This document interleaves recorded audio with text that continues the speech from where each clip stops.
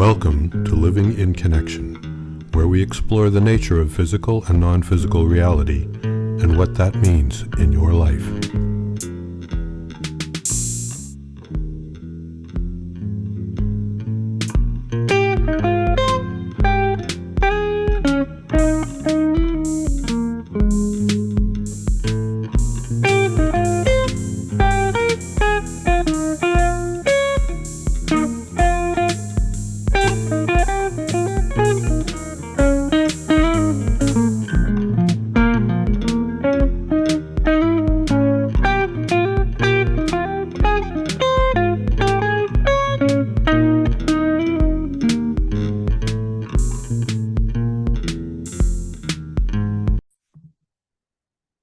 Well, hi there and welcome again. I'm Dirk Dunning and this is my friend Frank DeMarco. And I think today we're going to be talking about disappointment, wasn't Hopefully not producing it, but talking about it. it? Well, as you know, you and I were sitting here going, what are we going to talk about today? And suddenly that popped into my mind, which I take to be a not so gentle hint from upstairs that that's what they want to talk about. And if so, that's fine. So I'm ready if you're ready. Go for it. Your whole series of interviews is kind of aimed at helping people sort out their lives. And of course, everyone has to sort out their own lives. Nobody can sort it out for you. Everyone's life has disappointments. And the question is, what does your life look like if you look at your disappointments in the way you've learned to look at your illnesses? Mm-hmm. You have learned to look at your illnesses as messages, as feedback, as opportunities, as sometimes not so gentle hints to stop what you were doing and go in another direction. Could disappointments function in that same fashion? That's a sort of an open-ended question. I think absolutely. I think about various times in my life where I have headed down trails that were perhaps not to my best advantage. And the few times I've ever run into disappointment, that is where that path started, is by taking the wrong path or whatever that means. And when you experience disappointment, it may not be productive to say, how did you experience it? Although I suppose people experience disappointment differently. But when you did you immediately realize, oh, this is the end of this path, or that this was a mistake, or anything? I don't know where to go with that. Well, in my case, I've always pursued so many paths simultaneously that this didn't often happen. I've seen it more often in friends where they've been more singular focused in their lives. And because of a series of not even really choices, they reached places in their lives, and I've reached similar places where there wasn't a clear path based on anything that I wanted in the past. And so I went someplace. I took a direction. And that's what led there. I think what it might be, actually they're chiming in. This is the case. I can hear them doing. Is that, what happens is that it's not really that there is a set plan for your life. There are kind of options and goals about what might be accomplished.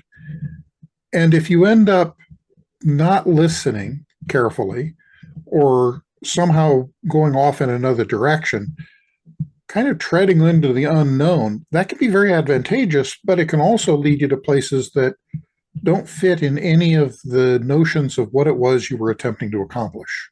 Well, that's true, but it looks to me like a plus in a way. That's a reinforcement of free will. Supposing there was a pattern we were supposed to follow, and that every time we got off the pattern, it was an error, that's not very free willish to me. While you were talking, another whole aspect of the situation occurred to me, and that is romance or relationships. Many people, maybe everybody, has disappointments in those relationships. They don't have to be romantic. They can be professional or friendly or even a family or whatever. A disappointment always implies a divergence between what is and what we either expected or what we hoped for. Mm-hmm. Where do those expectations come from, I wonder? Good question. I think the expectations have to do with what were within the suite of things we were trying to accomplish, or that we hope to accomplish, perhaps, either things that from before life or things early in life, things we envisioned in the future. Well, is it always accomplishment? Oh, although if you're adding, if by that you include creating ourselves, all right. Right. And I'm not using accomplishment in the sense of this positive outcome. Accomplishment as in a milestone of getting somewhere on a journey. It's not, I'm not using it in the positive sense, but in the neutral sense. I was wondering whether you're implying, without even thinking about it, achievement of one kind or another, because I don't think That's more in the positive sense, and that can be there. But I think this is more like, maybe you have a goal in life of, I want to go to Europe someday. That doesn't necessarily mean that you achieved anything there or did anything that worked out positively for you. It was something that was a goal for some reason that you had in life, and you just had it as a checklist along the way. well, let's ramp it up emotionally. You have as your goal in life, or one of your goals in life, to have a productive, exciting, supportive relationship. Mm-hmm. And you keep looking and you keep not finding it, or you keep finding it and it changes, or you keep finding it and realize you are not adequate to it. I mean, there could be, everybody knows all the permutations. That's what all the novels are written about. But in that case, I'm beginning to suspect the disappointments are as it would be. I don't know. One of the things I've been doing lately is trying to understand a lot of my own past. And so I've been trying to recreate things, and I discovered patterns in my past that basically what I think happens a lot of times is as young people, we pattern about people and events in the world, and those then guide us into the future. And sometimes those are really helpful and useful, and sometimes they're just ruts leading you off down some path. And another option is sometimes they're wrong analysis, and you Right. wind up, and that's my life. You wind up thinking the world is one way, and you keep finding out it's a different way. And it isn't because the world changed, and it isn't even because you're stupid, although it could be because you have such a strong bias that you refuse to see what's there. But I've been thinking, I mean, I think we're both doing the same thing about our lives.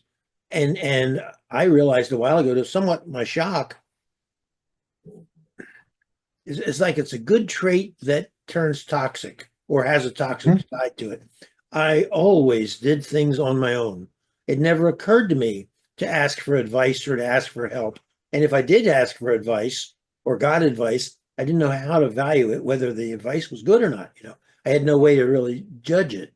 And this led me, I think on my most normal days, I was eccentric. And otherwise, I was way out in left field and not having a clue about it, because that was the world that I knew. Well, self-reliance is a great thing, but I think it can be carried too far. Well, and I had a great advantage with my father, and I think my mom did the same thing, but I remember my dad particularly doing it of, he modeled a behavior that I then used, and I used it the rest of my life, where I would have some group, particularly when I was a manager or that sort of thing, where I'm in charge. And rather than doing the work myself, or rather than, being the boss that's dictating what be done, et cetera, I would select people on a whole raft of different criteria, sometimes intentionally picking a weak spot, where I would offer up to someone to take on a task to lead it.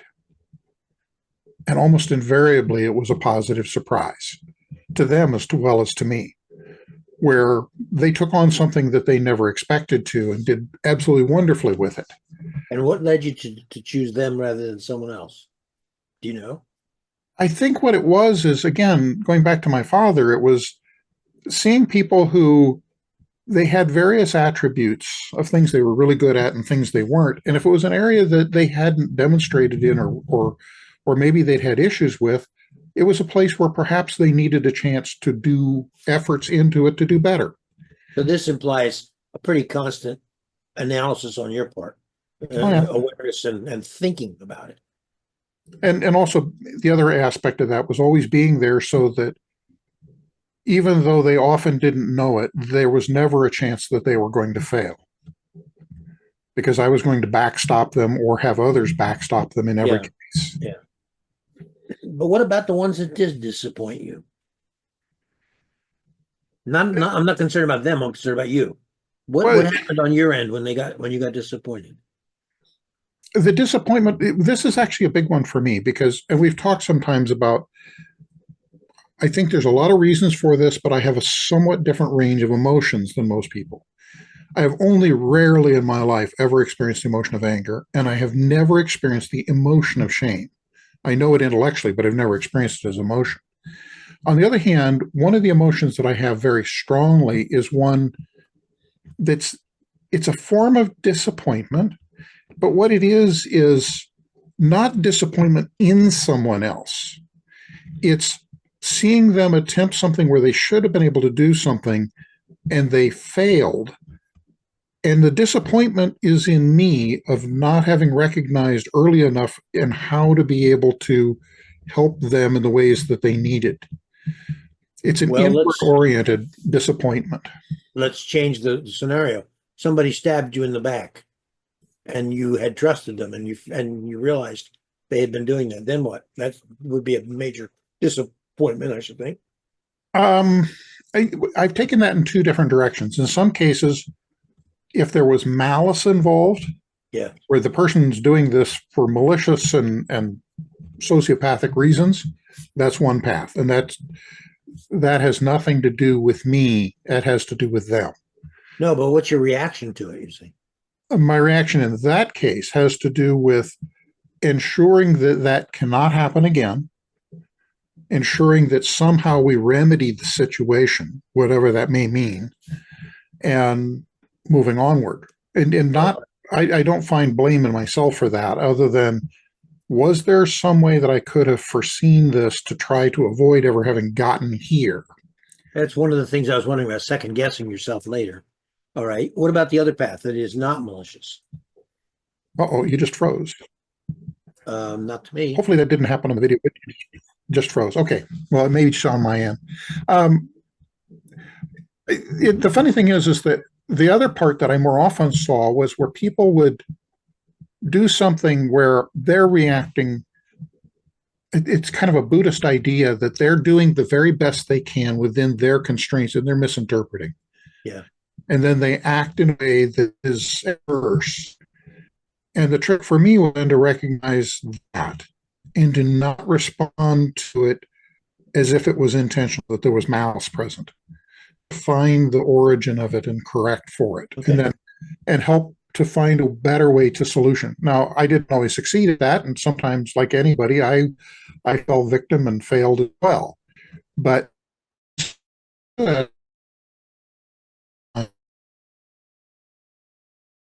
alter the situation, and it's not just the immediate situation, but often it had to do with setting up the entire. Often,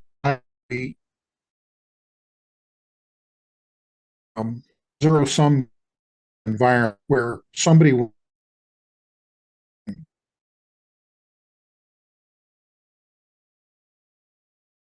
so that for anybody to win, everybody must win. Mm-hmm. So that everybody is participating in trying to have the group win, not just the individual. Right. But now let's stick a little closer to disappointment. Someone experiences a disappointment for whatever reason, whether it's situational or whatever. How does one find the gift in the situation? Or that may be taking too much for granted. How does one examine the situation to see what's really in it? Exactly. Well, I think the first thing that is needed is a little bit of emotional distance where you can step back from the situation, which can be very hard in the moment because in the moment, if you step back a little bit, you can begin to see the larger picture of what's going on. And in that, you can find other possibilities. Well, no, I think you should talk a little more about that to our unknown friend who's watching us. How does one go about doing that? See, it's second nature to you, but it's not as obvious as you may think. I'm sure it isn't, and it's one of those things of, I think it came about from bitter lessons over lots of years of, doing the obvious things of somebody strikes you, so you strike them back verbally or whatever, where it just escalates. It doesn't go in anywhere profitable. Right. And I think the first thing that I learned was to take a beat, pause, allow time, allow space, and allow charity. Allow that the other person is doing the best they can and they are in frustration. And that may de-escalate it a little, yes. And then that gives you a little bit of breathing room to begin to look for another possibility. The next strategy that I learned was to ask questions. Why? What's going on here? Why are we here? Asking them of others or in your own mind? Of them. Yeah. Yes. What's going on for you? How did we get here? And often what I found was what they would express had nothing to do with the current situation. It was all kinds of other situations that are going on that had piled up, and this was the last straw. It boiled over, sure. It boiled, yeah. Well, okay, so now here is a person who has experienced disappointments, but he's not in it right at the moment. He's trying to analyze, the way you said, how did it, what patterns have been here? What factors have been there? Help him figure out how to analyze, if you can. It's an interesting question because it forces me to be introspective about things that I've taken for granted for so long that I'm not even sure for myself how I do it when I do it. Sometimes we're so dumb. Ask the guys. Give it a shot from your end first. Let's see what we get. All right. The question being, how does a person looking backwards at a series of disappointments come to a better understanding of it in some way that will help him to understand it in the moment? All right. And the answer I get immediately is ask Dirk's guys. We're busy, but no. And what was happening for me as you asked that is I naturally have a tendency to step back into, I don't think of it as asking them as much as communing with everything that is. Well, I call it dredging now. You sort of wait. And for me, it's going into this quiet place where I connect with all that is, if you will, and the answer is there. It's not a reaching for it. It's not a specific question and answer. It's just allowing to see everything that is. I think we're saying the same thing and picturing it differently. When I say dredging, that's what I mean. I get in an actively receptive state. It's been stated what we want to know, and then I wait for it to come. So do you want to do it or you want me to do it? Well, just one more thing, and then have you do it first, and then I'll do it. But what happens quite often, like in this particular case, is with a direct question like this, I get caught in a loop where I'm asking my local self.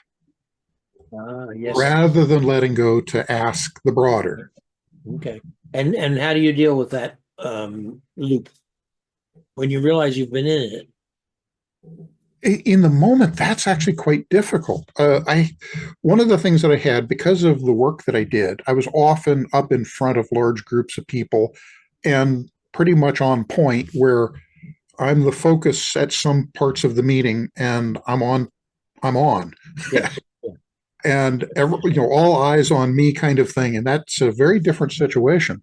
Well, when that happened, that can be a little difficult. And the strategy that I ended up developing was one of anticipation, of trying to think about all of the ways this may go in the next 10, 15 minutes. Oh, Lord, I would never do that. And I think it's a very good thing to do. I would never do it. I would never. And then open to that and have a lot of those inputs already here before the question was ever asked. Okay.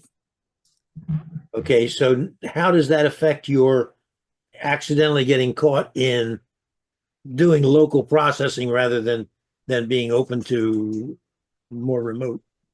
So the answer for where I got there was, again, the take a beat thing of having at my disposal a whole set of tools that were ways to take a beat. Mhm. And there, some of them are rhetorical tricks about, rephrasing. Could you restate that question for me, please? No, but I'm asking you. Oh, no, that's one of the Oh, rhetorical tricks is because somebody has just asked something. If you feign ignorance and ask again, it gives you a beat. I understand it. That's what I'm saying is that's not what I was asking about. I was asking when you're in a situation where you're trying to talk to your guys, but you find yourself really caught in a local loop. How do you get out of that? Because you won't be the only person in the Well, world. no, there's a lot of ways that I do that. And there, again, a lot of it has to do with getting the chance to take a breath. But if it doesn't work, the ultimate one that I ended up finally going to is, I'm not sure about that. Why don't we think about it a bit and I'll get back to you in a moment or later, or maybe we can circle back on that. Are you talking about what right now, the question that you wanted to ask? Well, no, that's what I would use in some cases when I got caught in my local self and couldn't get out. It was a way basically saying of I need to take a pause here and take a breath without actually saying those words. All right. All right. Well, The other one along that same line was, I'm not sure. What do you think? again, you seem to be talking about dealing with other people, and I'm trying to talk about you dealing with your own Oh, no, non-3D self. but they're related because what's happening is in relation with other people, when that's happened, it's that pressure of the moment where I've collapsed into myself and I cannot separate enough to get the space to do the connection. By using those methods, what ends up happening is I'm now giving the time and the space that I can, while that's happening, I can now start to pause and open to try to allow that information to arrive. Does that make sense? Well, it does make sense, and I'm hearing another of the differences between us because when I'm in that situation, I don't think I have the kinds of resources that you use pretty automatically. And I tend to just drop the subject and go on to something else, or let's put an interruption in one way or another. And sometimes the interruption is followed by what I wanted, and sometimes it's just an interruption, and we'll try it again some other time. But it's interesting that you have these strategies, which I think for some people will work very well that they may never have thought of.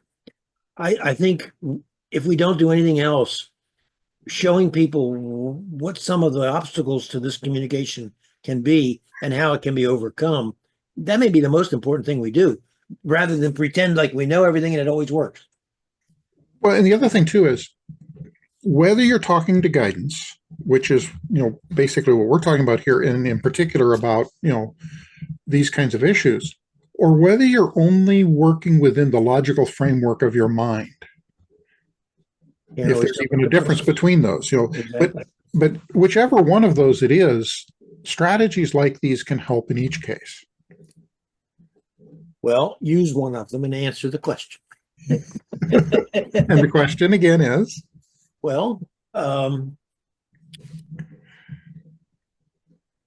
wasn't it, how does a person, I've forgotten the question at this point. I thought it was about disappointment and how do they deal. Oh no, when they look backwards on a whole series of things that disappoint them, how can they analyze it in a way that will be helpful to them?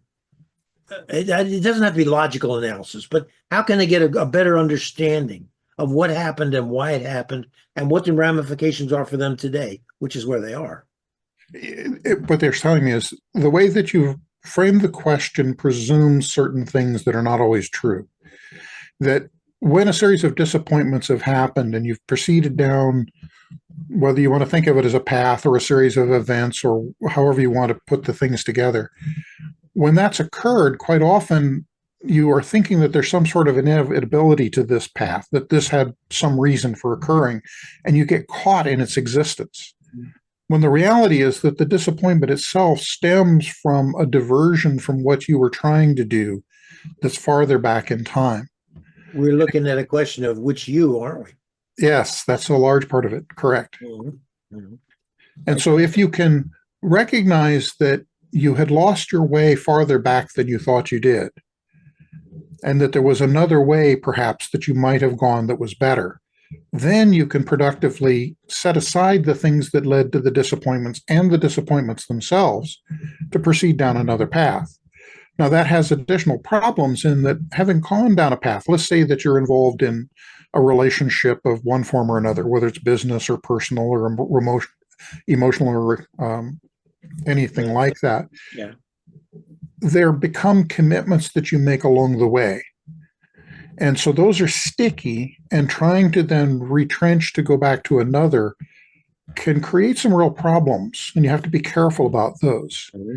You may choose to, even though you went down a path you no longer find particularly attractive or useful, you may want to continue with aspects of it, even though you may then revert and divert to some other path.